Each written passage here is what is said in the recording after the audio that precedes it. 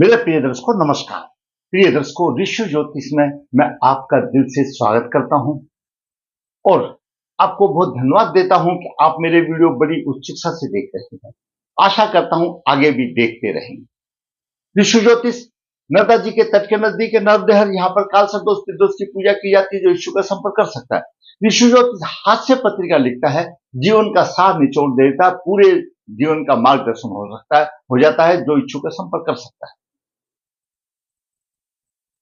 आज के वीडियो में हम बात करेंगे कि अशुभ योग या पितृदोष या पितृरंग वंशज की कुंडली में आते हैं। दर्शकों,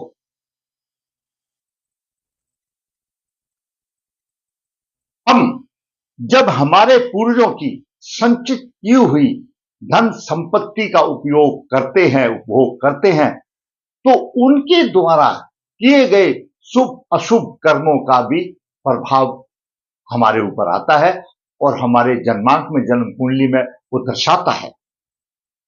कुछ शुभ योग भी होते हैं और कुछ अशुभ योग भी होते हैं, लेकिन पितृ ऋण या पितृदोष या कुछ ऐसे योग, पिचास बाधा, जो अशुभ योग हैं, वो जब तक उनका उपाय नहीं हो जाता तो 7-7 पीढ़ी तक वो लोग चलते रहते हैं और अंत समय में ऐसा आ जाते हैं, उस बालक की जो भी हो, आपकी वंशज जो भी हो, कि उसका नरक तुल्य जीवन बना देते हैं। उनमें से कुछ योग हैं, जैसे सूर्य के साथ राहु हो गया, चंद्रमा के साथ राहु हो गया और शनि के साथ राहु हो गया। ये सब पिशाच से संबंधित है। पूर्व जन्म में आपने या आपके पूर्वजों ने कहीं ना कहीं अशुभ कार्य किए थे और दो कुंडली में आते हैं। दर्शकों, पुत्र संतान होती है, कर्ज अदा करने के लिए होती है पूर्व जन्म का, और जिसको पुत्र संतान नहीं है तो हमारे विद्वानों ने यह भी माना गया है अब उनका कोई पिछले जन्म का कर्ज नहीं है। कन्याएं आती हैं, उनको कन्याएं दी है भगवान ने, और कन्यादान महापुण्य का काम है, उनके सारे दोष खत्म हो जाते हैं, ऐसे हमारे विद्वानों का मत है। अब हर आदमी चाहता है हमारे वंश की वृद्धि हो, हर आदमी चाहता है हमको पुत्र संतान मिले, घर में बहू आए और बच्चों की किलकारी हो। परेशानियां आती हैं पूर्व जन्म के अशुभ कर्मों के कारण। हम आज एक पिता की कुंडली का लोगों का वर्णन करेंगे शोरूम से, और उसके पुत्र की कुंडली का हमने वीडियो भी बनाया हुआ है। 397 में हमने उसका पित्र का पहले भी वीडियो बनाया हुआ है। तो आज हमको पिता की कुंडली का विवरण मिला तो सोचा आपका हम मार्गदर्शन करें। अगर आपके किसी भी, आपकी कुंडली में या आपके बच्चे की कुंडली में ऐसे अशुभ कुयोग हैं, ऐसे अशुभ योग हैं, अगर उनका आपने निपटारा नहीं किया तो दर्शकों, हमारा शास्त्र बताता है कि वो हमारा पीछा करते हैं। कहीं ना कहीं आपके किसी जन्म में वो साथ में आएंगे, आपके वंशज की कुंडली में आएंगे, तो समय रहते उनका उपाय कर लेना चाहिए। दर्शकों, वंश परंपरागत दोष के कारण बालक का जीवन नरक तुल्य बना। क्या है अशुभ योग? ये पिता की कुंडली है। 4/11/1956 शुक्ल पक्ष 2 अनुराधाचरण एक रविवार को जन्म हुआ। जन्म के समय पर कन्या लगन हुआ। कन्या लगन में शुक्र नीच राशि का 10 डिग्री लेकर के, गुरु भी 1 डिग्री लेकर के विद्वान है, लगन के 19 डिग्री है। द्वितीय भाव में बुध अस्त है, 12 डिग्री 43 मिनट लेकर के, सूर्य नीच राशि में है। द्वादश भाव का स्वामी सूर्य यहां पर है, द्वितीय भाव में है, और द्वितीय भाव में जब सूर्य होता है तो पैतृक संपत्ति से हाथ धोना पड़ता है, कुटुंब और सुख का नहीं मिलता, धन की आमदनी, धन की यानी धन का नाश हो जाता है, और यहां तो द्वितीय भाव का स्वामी। तृतीय भाव में चंद्रमा 3 डिग्री लेकर के विराजमान है, राहु 6 डिग्री लेकर के और शनि 9 डिग्री लेकर विराजमान है। 3 ग्रह चंद्रमा, राहु, शनि तृतीय भाव में बैठ गए और चंद्रमा नीच राशि का है। छठे भाव में मंगल 23 डिग्री लेकर के है, तो 9 भाव में केतु 6 डिग्री 31 मिनट लेकर के है। कुंडली का यही द्वितीय भाव और तीसरे भाव में ही सारी समस्याएं इकट्ठी हो गई। चंद्रमा के साथ राहु हो गया, शनि के साथ राहु हो गया और शनि और चंद्र का वियोग होगा। यहां पर तीन कंडीशनें बनती हैं। चंद्रमा के साथ राहु, चंद्रमा का ग्रहण योग, चंद्रमा के साथ शनि, चंद्रमा शनि का वियोग, और शनि के साथ राहु शापित योग। ये 50 योग भी बोला गया है। शनि के साथ राहु 50 योग भी है और चंद्रमा के साथ राहु ये भी 50 योग में आ जाता है। सूर्य की महादशा चल रही है 2019 से 25 तक, स्वाति नक्षत्र में है, शत्रु के नक्षत्र में है। जन्म नक्षत्र अनुराधा, 22वां नक्षत्र पूर्व फाल्गुनी, शुक्र है उसके, विनाशकारी है। शुक्र नीच का है और भाग्येश है, विनाशकारी है। वैसे ही लगन में नीच का आ गया। शुक्र, सूर्य, शुक्र और चंद्रमा तीन ग्रह नीच राशि में है। सूर्य भी नीच राशि में है, चंद्रमा भी नीच राशि में, शुक्र भी नीच राशि में। जब तीन तीन ग्रह नीच राशि में हो गए, जब सूर्य पिता का कारक है, आत्मा का कारक है, प्रशासन का कारक है, सूर्य स्वयं सरकार है, नीच राशि में हो गया, तो ऐसे जातक को पिता का सुख बिल्कुल नहीं मिलता और कुटुंब का सुख भी नहीं मिल रहा, पैतृक संपत्ति भी नहीं मिलती, परेशानियां आती हैं। बुध भी अस्त हो गया। बुध साक्षात विष्णु भगवान है और ज्योतिष में, वैदिक ज्योतिष में कुल देवता माना गया है। इनके कुल देवता की भी कहीं ना कहीं आराधना की कमी रही, तो यहां पर सूर्य भी नीच राशि में आया और बुध भी अस्त हो गया। चंद्रमा राहु का ग्रहण योग बना, राहु शनि का शापित योग बना, पिशाच योग बना और शनि और चंद्रमा का विष योग बना। तीनों यहां पर बन गए, पिता की कुंडली में बन गए। शुक्र ने उच्च दृष्टि से सप्तम भाव को देखा, गुरु भी लगन में बैठा हुआ है, तो पत्नी अच्छी सुंदर मिल गई, काम चल गया। पत्नी के भाव पर राहु की पंचम दृष्टि है, वो इन सभी का दोष कैरी करके राहु देख रहा है, लेकिन शुक्र इसको देख रहा है उच्च दृष्टि से, तो यहां पर काम चल गया। और दर्शकों, शनि पंचमे से तीसरी दृष्टि से उसने पंचम भाव को देखा। पहली संतान मिली, कन्या मिली, दूसरी संतान शुक्र भी देख रहा है उस दृष्टि से, गुरु भी यहां बैठा हुआ, जातक को पुत्र संतान मिली, लेकिन त्रुटिपूर्ण संतान मिली, संतान अयोग्य मिली। कुछ योग कुछ अपने कर्म से लेके आया, तो कुछ ये दोष लेकर के आया। मेरा आपको बताने का यह है कि इस कुंडली में चंद्रमा राहु शनि ये अशुभ योग है।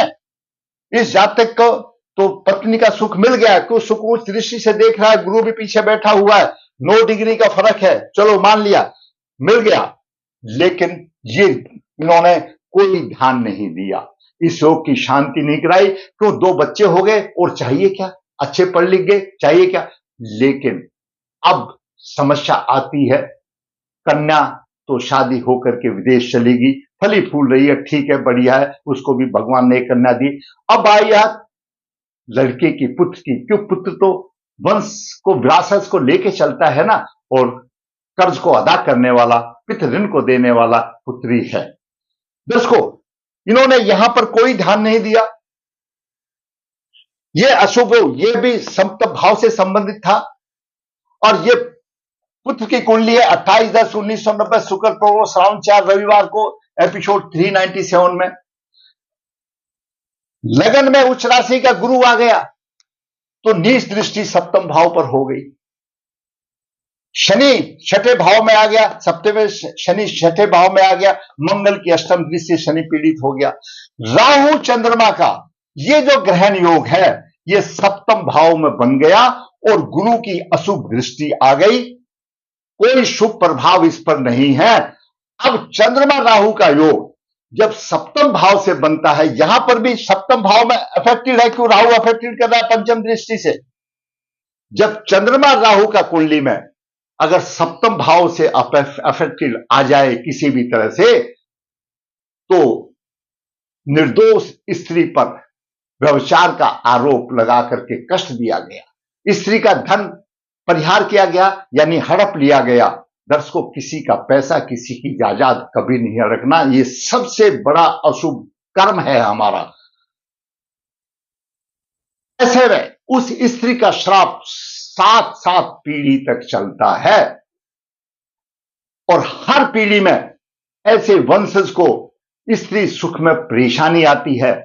क्या क्या परेशानी आएगी? विवाह नहीं होगा, विवाह हो जाएगा तो जीवन साथी अच्छा नहीं मिलेगा, परेशानी आएगी, अविवाहित रह जाएगा, तलाक होगा या विधुर हो जाएगा, या स्त्री की अकाल मृत्यु हो जाएगी, और या उसकी स्त्री को पिशाच बाधा आएगी, व्यवसाय में परेशानी आएगी, दरिद्रता आदि, ये ऐसे योग 7-7 पीढ़ी तक चलते हैं। तो सप्तम भाव व्यवसाय से भी संबंधित रहता है, दशम से दशम है, ये 7-7 पीढ़ी तक आते हैं। जब तक इसको ब्रेक नहीं लगाया गया तो राह आसान नहीं होगी, वंशज की कुंडली में ट्रांसफर होते रहेंगे। जहां पिता की कुंडली में था चंद्रमा राहु, राहु सप्तम से सप्तम भाव से यहां पर पुत्र की कुंडली में भी आ गया। आगे और हम पिता के बात करते हैं शनि और राहु का योग। शनि और राहु का शापित योग यहां पर है, पिशाच बाधा योग है। पूर्व जन्म में कुछ ऐसे कर्म या ऐसा व्यवहार किया कि आपके व्यवहार के कारण किसी ने आत्महत्या कर ली, और वो 7 पीढ़ी तक चलता है। दोस्तों, कभी भी ऐसा आप जो इस जन्म में काम कर रहे हैं, आपको अगले जन्म में वंशज को मिलेगा या आपको किसी रूप में वहां जा करके मिलेगा। आज आप ऐश कर रहे हैं तो आप अपने पूरे जन्म के जो आपके कर्म है उसके आधार पर कर रहे हैं। वैसे कर्म आपको है, पूर्वजों को भी हो, उसका भी मैं आपको एक उदाहरण दूंगा। तो ये 7-7 पीढ़ी तक चलते हैं, पीढ़ी दर पीढ़ी चलते थे। वह जातक कितने भी शीलवान हो, दूसरी पीढ़ी वाले, उन पर लेकिन विपत्तियां आते ही रहते हैं। ऐसे विवाह, 2 विवाह भी हो जाते हैं, संतान संबंधित परेशानी आ जाती है, और कन्याएं विधवा भी हो जाती है। यानी सब ऊटपटांग प्रभाव देखने को मिलते हैं कुंडली के आधार पर। यह कर्म फल भोगना पड़ेगा। शनि चंद्र का विषोग, शनि चंद्र का विषोग आपका कुंडली में कहीं पर भी हो, इन 12 भावों में कहीं पर भी हो, तो ऐसा माना गया कि पूर्व जन्म की जो प्रताड़ित माता है वो विध्वंस करने के लिए होती है। आपको दिखाई नहीं देता, लेकिन पूर्व जन्म के माता और संतान का ये बहुत ही बड़ा पितृदोष है। इस जन्म में माता उसको विध्वंस करती है और पलवृत्त दोष माना गया। ये 3-3 दोष एक ही खाने में आ गए, और इसके पितृ की कुंडली में यहां पर राहु चंद्रमा आ गए। जहां पर इनका भी बुध अस्त है तो इनका भी बुध अस्त हो गया। जहां पर पिता का सूर्य भी नीच है तो बच्चे का भी सूर्य नीच राशि में हो गया। इनको भी पिता का सुख नहीं तो इनको भी पिता का सुख कैसे मिलेगा, ये परेशानी आ गई। यानी दोष ट्रांसमिट हो गए, उपाय नहीं किया, ट्रांसमिट हो गए। अब बालक का नवास अगर कुंडली देखते हैं तो नवास लगन में सूर्य है, नीचे मंगल है, दोनों है, तो यह भी अशुभ स्थिति बन गई। बच्चे की शादी हुई, पुत्र की शादी हुई, शादी हो जाने के बाद पत्नी कहीं दूसरी जगह पर और लड़का यानी पुत्र कहीं दूसरी जगह पर, यह कोई शादी का बंधन तो नहीं हुआ। और आज की स्थिति इस कगार पर पहुंची है, तलाक की स्थिति आ गई है, मनमुटाव हो गया है। क्यों? सप्तम भाव में राहु चंद्रमा ग्रहण योग आ गया, पूर्व जन्म का आ गया, कुछ उपाय नहीं किया। मैंने 10 साल पहले भी उनको आगाह किया था, लेकिन भगवान उसी की कराएगा ना जिसका कि दंड पूरा होने वाला होगा, करने वाला तो परमात्मा है। जब समझ में आई नहीं, अब समझ में आई। 35 वर्ष की तो आयु हो गई है, शादी हो चुकी है, पत्नी यहां से 500-600 किलोमीटर दूर नौकरी करती है और ऐसे भी नहीं ट्रांसफर, और लड़का यहां दूसरी जगह करता है। छुट्टियों में भी पत्नी अपने घर चली जाती है। तो क्या यही शादी का बंधन है? मान लिया आज के युग में पति पत्नी कमाते तो गुजारा चलता है, महीने में 2-4 दिन की छुट्टी लेकर के पति के पास अपने आए, अपने घर को भी समझे, वो एक होता है पत्नी का कर्तव्य समय के आधार पर। लेकिन ऐसा कुछ नहीं हो रहा, मधुरता नहीं, गायब हो गई, और गुरु भी नीच दृष्टि से देख रहा है। और शुक्र भोगविलास का कारक है, दाम्पत्य सुख देने वाला है। शुक्र यहां पर अस्त हो गया और पिता का नीच राशि में आ गया। वो तो ठीक है, काम चल गया, सप्तम भाव को दृष्टि दे। यहां पर तो कोई काम नहीं चल रहा भाई। राहु भी आ गया, चंद्रमा भी आ गया, केतु भी आ गया, गुरु उच्च का है, 6ठे भाव का है। तो आपको मालूम है, छठे यानी किसी भी कुंडली में जब लगन में गुरु उच्च का होगा तो सप्तम भाव में मकर राशि होगी, नीच दृष्टि से देखेगा तो दाम्पत्य जीवन उसका नरक तुल्य हो जाता है। नहीं बात बनी, नवास भी यहां तक आ गया। कुंडली के सप्तम भाव में चंद्रमा राहु ग्रहण योग बन गया, नवास में लगन में सूर्य, सप्तम में मंगल आ गया। सप्तम भाव प्रेम का भाव है, शुक्र प्रेम करने वाला है। सप्तम भाव में क्रोध नहीं चलता। सप्तम भाव में पत्नी के साथ या जीवन साथी के साथ दर्शकों मधुरता चलती है। जहां मधुरता होती है तो जो हमारी जो जीवन की जो गाड़ी है वो बड़ी अच्छी गति से चलती है। तो यहां पर गायब हो गई और आज शादी हो जाने के बाद भी कोई नहीं है। दूसरा, लगन कुंडली में लग्नेश सप्तमेश परस्पर दूसरे 12वें हैं। लग्नेश चंद्रमा है और सप्तमेश शनि है। चंद्रमा सप्तम भाव में है और ये परस्पर दूसरे भाव में है। दाम्पत्य कलह का योग बनता है। नहीं सुनी, नहीं माने, क्यों? इनकी क्या हिम्मत है कि वो भगवान ने तो दंड देना था ना भाई। मानेंगे तो वो जिनके के दंड पूरा हो जाए, कर्म पूरा हो जाए। ये बिल्कुल अटल सत्य है। हम कह देते हैं और भी ज्योतिषाचार्य कह देते हैं अगर सूर्य नीच का है, पिता का आदर करो, पिता तुल्य उनका आदर करो। भाई करोगे तो जब ये करने देगा।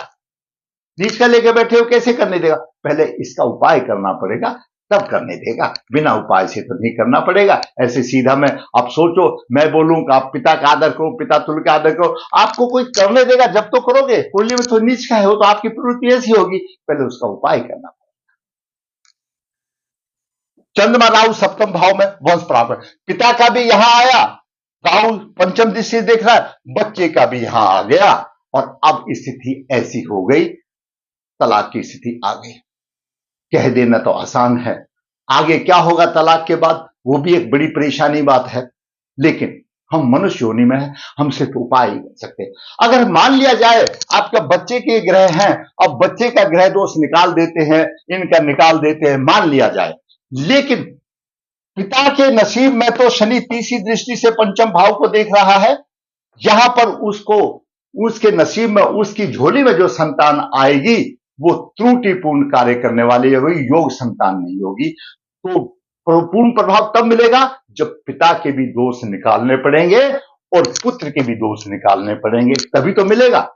नहीं तो कैसे पूर्ण फल मिलेगा? ये एक लॉजिक वाली बात है। आप भी विचार लगाइए। अगर आपके पास ऐसी कोई बुद्धि है तो आप कमेंट बॉक्स में लिखिए, मुझे बताइए। क्योंकि जब पिता की कुंडली में, माता की कुंडली में ऐसी संतान का योग है, अब वो तरस रहे हैं बुढ़ापे में, अब भाई हमारे घर में पुत्र वधु रहे, पुत्र रहे, उनके भी तो दोष हो सकते हैं।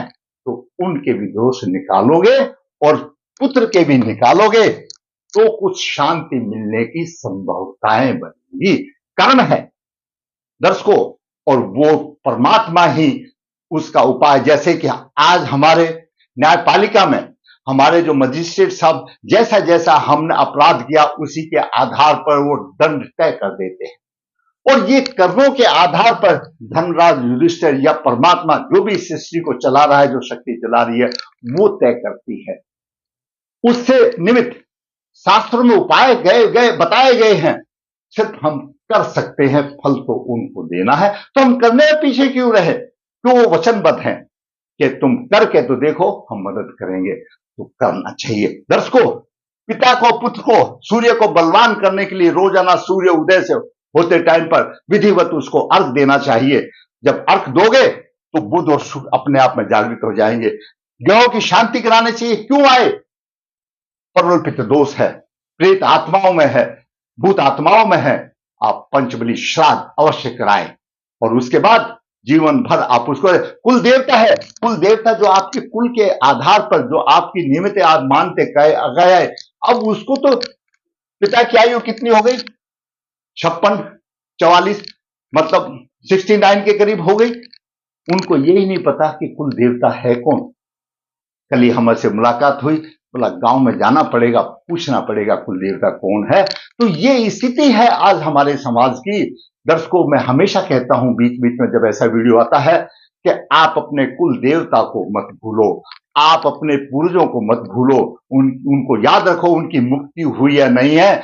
भगवान विष्णु भी कहते हैं अगर जो उनके निमित्त श्राद्ध नहीं करता उसकी पूजा ना तो भगवान विष्णु स्वीकार करते हैं ना भोलेनाथ करते हैं। तो दर्शकों, अपने पूर्वजों को, पितरों को और कुल देवताओं को कभी मत भूलो।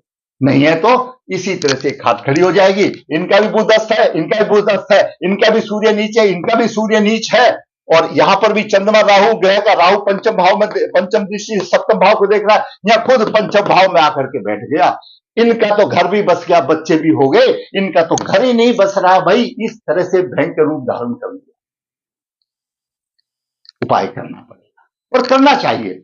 हम यही कर सकते हैं, ये तो कोई गारंटी नहीं हो जाएगा और हमारे पास कोई विकल्प भी नहीं है। तो दर्शकों, ऐसी कुंडली को समय से पहले, विवाह से पहले उनको निकाल। मैंने अपने आप में एक अनुभव मैंने देखा है अपने इस ज्योतिष के जीवन काल में। ज्यादा तो नहीं, मेरे पास तो सिर्फ 2-3 अक्षर का ही ज्ञान है।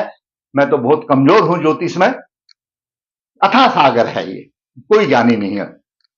जिन बच्चों ने विवाह से पहले अपने कुंडली के ग्रह दोषों की जो उपाय कर लिया, जैसा जैसा उसमें है, तो उनका गृहस्थी जीवन मधुर जरूर निकला है। थोड़ी बहुत परेशानी तो आती है, बिल्कुल जाता तो नहीं है, मानता हूं, लेकिन उनकी गाड़ी पार हो गई है।